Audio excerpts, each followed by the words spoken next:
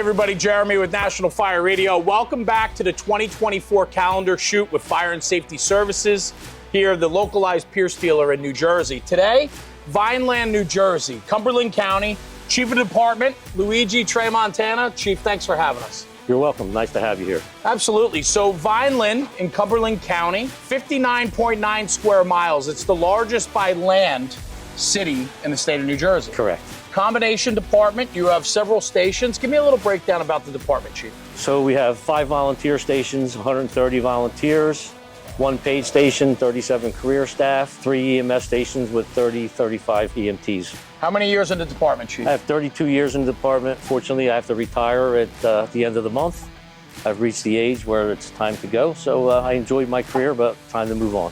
Well, congratulations. I'm sure it was a colorful career and a lot of fun along the way. Yes. I know where we are today. We're standing at your brand new fire station. It's absolutely stunning. Yes. It's a beautiful project. We've outgrown our other station, and the city and the administration finally decided it was time, and we moved on and made a nice big station here. It's going to have fire prevention, administrative offices, and the career staff. And then the other part of what we're doing here today, obviously, is not just looking at the firehouse and meeting the chief and the guys and girls of the Vineland Fire Department, but it's also talking about Ladder 6, your new addition to the department. It's a 2022 Pierce Enforcer 75-foot heavy-duty steel aerial. It's got a pump on board, 2,000-gallon GPM pump, Hale midship. We're going to do a nice walking tour of it, and we're going to learn all about it. So, Chief, thank you for having us in Vineland. You're welcome. Sounds good. Let's go. Absolute pleasure. Let's get to it. Let's go.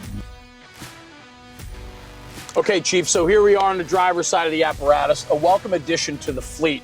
Give me a little background about the design and the thinking around it. So the thinking on this vehicle was we were normally running a 100-foot dual-axle truck that was a lot of wear and tear on the vehicle for residential fires and your normal incidentals every day. So we decided to go with the single-axle 75-foot ladder to cut down on wear and tear and a little bit quicker response, a little bit better maneuverability. It makes sense. I mean, with 59, almost 60 square miles, this truck's running. Yes. It's putting mileage on every tour. Maneuverability, I'm sure you can get this thing anywhere in the district. And the idea of going with a pump, and we'll get to the pump module in a minute, but it was important to have both because there are going to be times that this could arrive first due before an engine.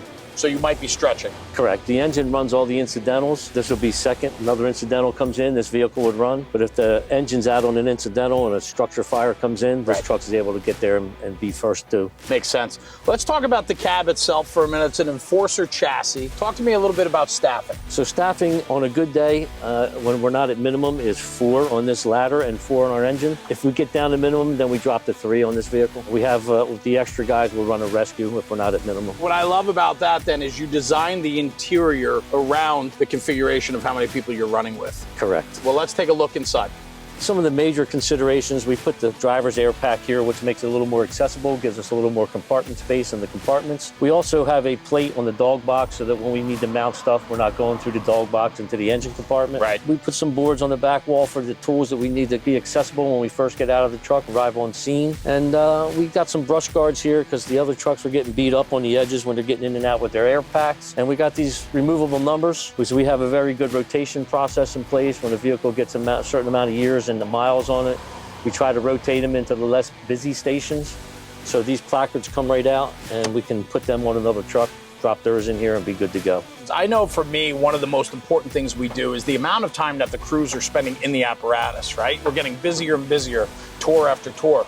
And so I think the creature comforts, right?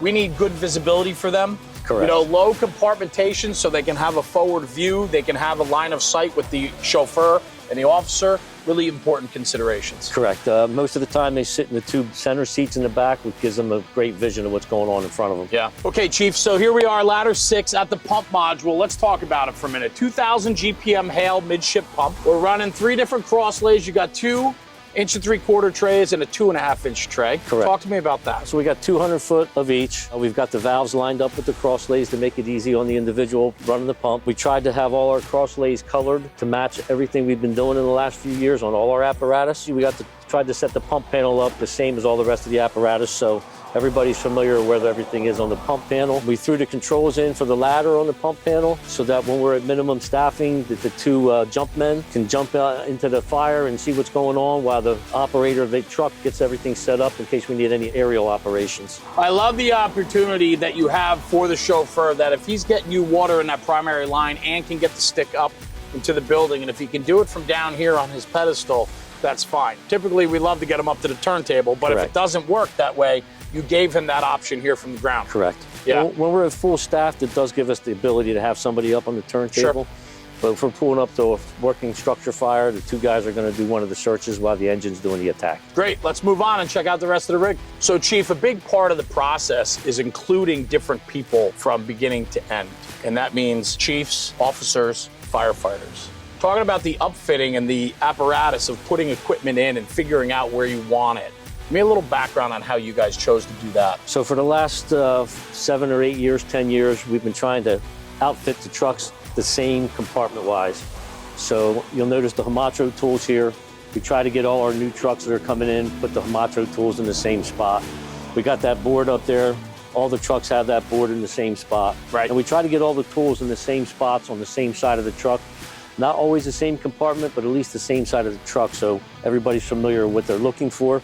And we did all the upfitting ourselves. We have a local vendor in town who helps us with the brackets we make, and the guys here have mounted everything you see. The one thing that I keep hearing as we go through the truck and the build is consistency. We talked about the pump panel making it similar to the other apparatus in the department, and now we're talking about equipment, storage, and upfitting, trying to keep it consistent to the other builds. It just makes for better proficiency in our operation. Yeah, we're trying to do that throughout the whole build process with everything from engine to drivetrain. Involving firefighters, the backstep firefighter, the ones that are pulling the tools off, how important was it for their feedback in the process?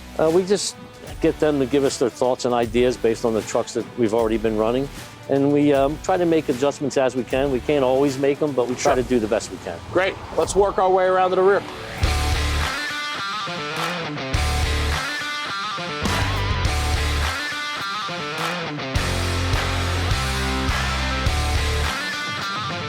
All right, so here we are in the rear.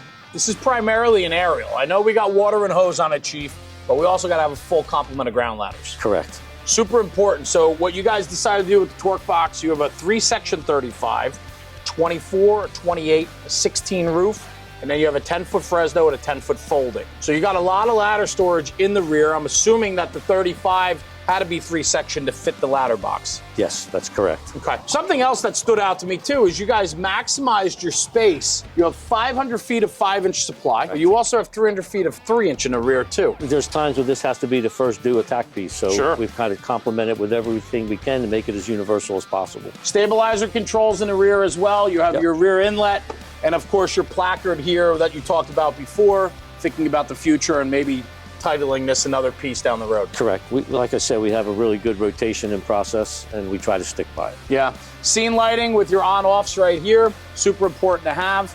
And I know this truck's been in service, a little while now, so it's been to some fires. It's been to some fires. We got a little blemish there. Blemishes. But we had to do a couple of repairs on the back for a church fire that was really burning to beat the band. Yeah. But we fixed her up. She still looks great. The trucks are made to work. A really nice complement in the rear. A lot happening back here in a small space, which is what's great about the functionality of it.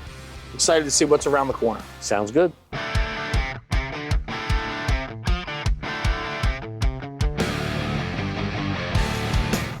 Okay, Chief, ladder 6, I have a question for you. It's a single axle 75-foot aerial.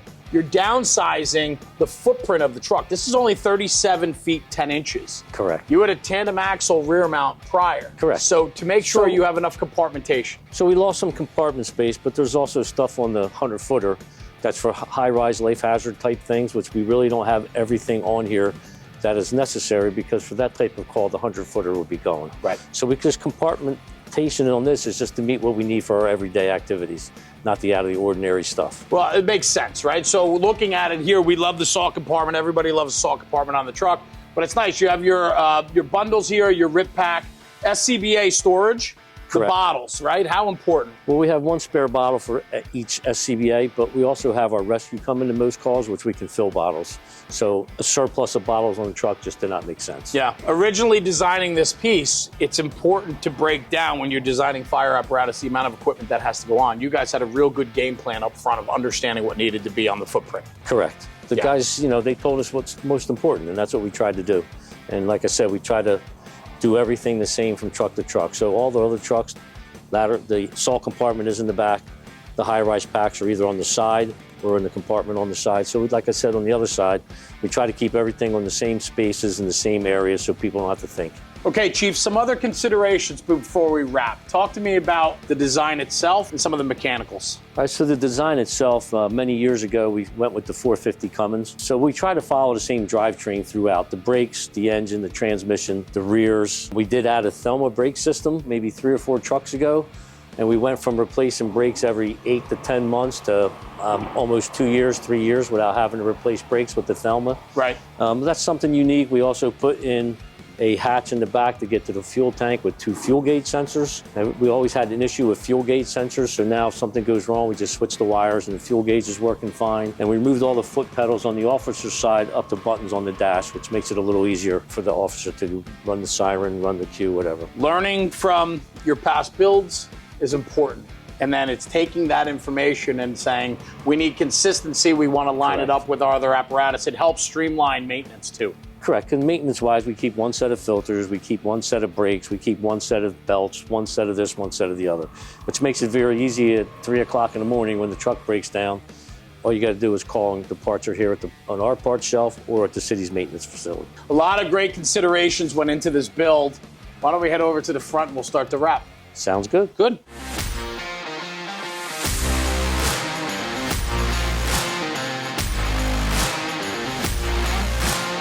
So, Chief, as we wrap our way around to the front of ladder 6, thank you. Thanks for your time today and sharing your new build with us. I wish you many years of success with it as it goes forward. Yes, sir. Thank you very much for coming. Appreciate it. And then for you, sir, 32 years with the Vineland Fire Department. Chief Trey Montana, thank you for having us. I wish you nothing but success and relaxation with your retirement. But something tells me you're not just slowing down. Nope, I can't slow down. I feel good. I'm ready to go. So I'll be around helping them, whatever needs to be taken care of. That's great. Well, much success with the firehouse and the new apparatus that are hitting the floor here. Thank you. Thanks for your time today. I truly appreciate you. Thank you. Guys, thanks for tuning in for the November issue of the Fire and Safety Services 2024 calendar project here from Vineland, New Jersey, Ladder Company 6. We'll see you in December. Thanks for tuning in. And I'm Jeremy, National Fire Radio.